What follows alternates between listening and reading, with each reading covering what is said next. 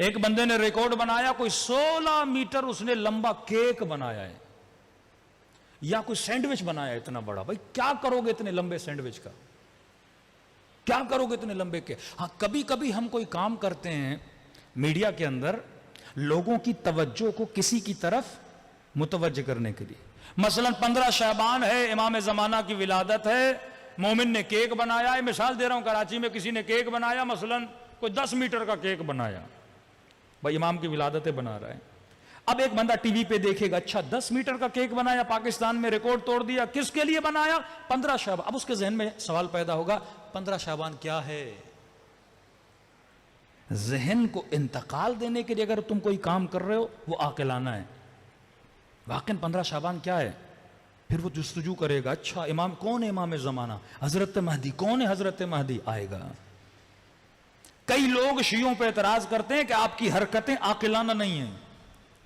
ان حرکتوں کا اکثر پہلو یہ ہوتا ہے کہ جب تو سوچتا ہے تجھے تعجب ہوتا ہے، پھر تمہارا ذہن حسین کی طرف جاتا ہے، متوجہ ہوتا ہے. بند ماتم کر رہا ہے، مار رہا ہے خود کو. بھائی کیوں مار رہے ہو؟ پریشان ہو جاتے ہیں، کیا ہوا ہے ان کو، مار کیوں رہے ہیں؟ پھر کہتے ہیں حسین حسین بول رہے ہیں. کون حسین؟ کیا ہوا تھا حسین کے ساتھ؟ یہ ہمیں پاگل بول رہے تھے اور ہم ان کے بچوں کو حسین حسین سنا کے حسینی بناتے گئے. ہاں یہی کڑیاں تھی. میں بعض مجلسوں میں کہتا ہوں آگ کا ماتم کرتے تھے مومنین، یا جیسے زنجیر کا ماتم. پھر بعض مراجع نے فتویٰ دیا کہ بھائی اب اس کو بند کر دو، کیونکہ بعض اوقات بعض چیزیں اس زمانے میں لوگوں کو امام حسین کی طرف متوجہ کر رہی تھی. ہم کرتے تھے، یاد ہے ہم چھوٹے تھے، ہمارے گاؤں میں آگ کا ماتم ہوتا تھا، پورا گاؤں جمع ہوتا تھا. اب اس عمل کو دیکھا جائے، ایک عمل غیر عاقلانہ عمل ہے کہ انگارے جلائے ہوئے ہیں، لوگ دوڑ رہے ہیں، کوئی نماز پڑھ رہا ہے. بھائی مسجد میں جا کے نماز پڑھو، آگ کا کیوں پڑھ رہے ہو؟ ایک سمجھ نہیں آتی کیسا عمل ہے. لیکن اس عمل کے ذریعے ہم لوگوں کے ذہن کو امام حسین کی طرف لے جا رہے ہیں. اب اس کو عاقلانہ اینگل دیا ہم نے.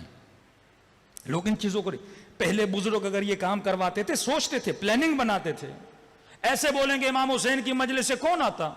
پہلے سے مفتی نے بول دیا حرام ہے، نہیں جانا، شیعہ جو بھی بولیں نہیں کرنا. لیکن ہم نے ایک ایسا اینگل اپنایا، آگ پر نماز پڑھی جائے گی.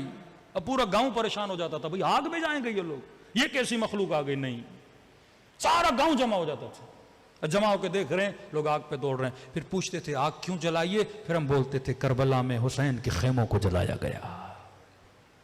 ذہن کو انتقال دیا. زنجیر کا ماتم، اس کی بھی یہی ایک کڑی تھی. ویسے کوئی آتا نہیں تھا.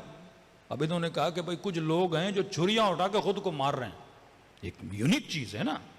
کون مارتا ہے خود کو چھری؟ کون اپنا خون نکالتا ہے؟ اور اکثر عاشورہ کے جلوس میں انٹیریئر سندھ آپ جائیں گے، ویسے مجلس میں جاؤ گے 2000-2500 لوگ. شام غریبہ کی جو مجلس ہوتی ہے جس میں زنجیر زنی ہوتی ہے، کم از کم 50,000-40,000 لوگ آتے. پورا شہر سمجھتا ہے یہ پتہ نہیں گویا سارے شیعہ کھڑے ہیں. شیعہ ہوتے نہیں ہیں، شیعہ کم ہوتے ہیں، تماشائی زیادہ ہوتے ہیں.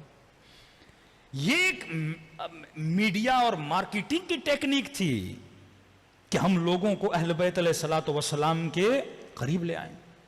خود امام رضا جب محرم کا چاند نظر آتا تھا بازار میں آتے تھے، امامہ اتارتے تھے، خاک سر پہ ڈالتے تھے، گریبان کو چاک کرتے تھے. سارے لوگ پریشان ہو جاتے تھے، مولا بیٹا مر گیا، کیا ہوا گھر پہ، کوئی کسی کا انتقال ہو گیا. توجہ جلب کرتے تھے. پھر کہتے تھے کربلا میں میرے جد کو مارا گیا. کہتے تھے فرزند رسول ایسے رو رہے ہو جیسے آج کوئی مرا ہو، سالوں گزر گئے، ایسے کیوں رو رہے ہو؟ کہ جان بوجھ کے، کیونکہ اگر ہم غدیر کو مناتے اس طرح تو تم غدیر نہ بھولتے. اب ہم کربلا تم چاہو بھی تو ہم تجھے حسین بھولنے نہیں دیں گے.